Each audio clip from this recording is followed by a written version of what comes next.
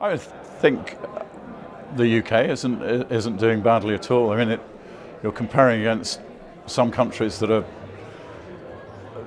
such as Norway or Sweden. They've got sort of abundant resources in terms of hydro and so on. But in terms of moving away from coal, then the UK's got to rate very highly, I think. Still a lot more to be done, of course.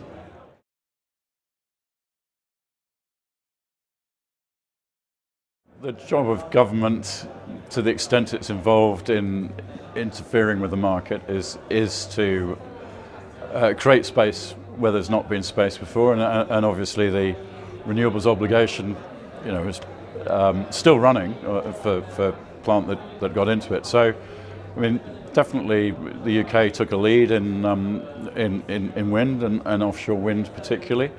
The contracts for difference regime is obviously a great improvement as well.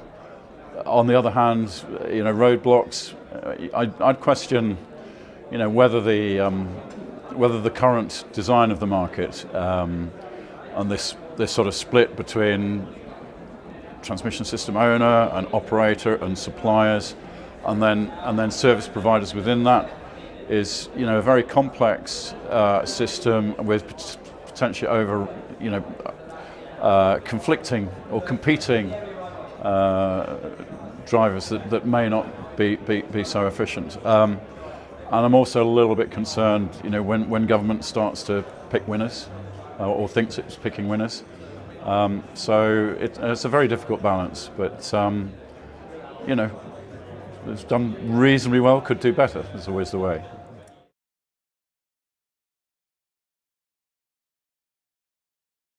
Well, I think the absolute key milestone is the sort of mandatory half-hourly metering for everybody. So that's obviously going to get a lot more closer alignment of the interests of suppliers and the kind of load management, demand response.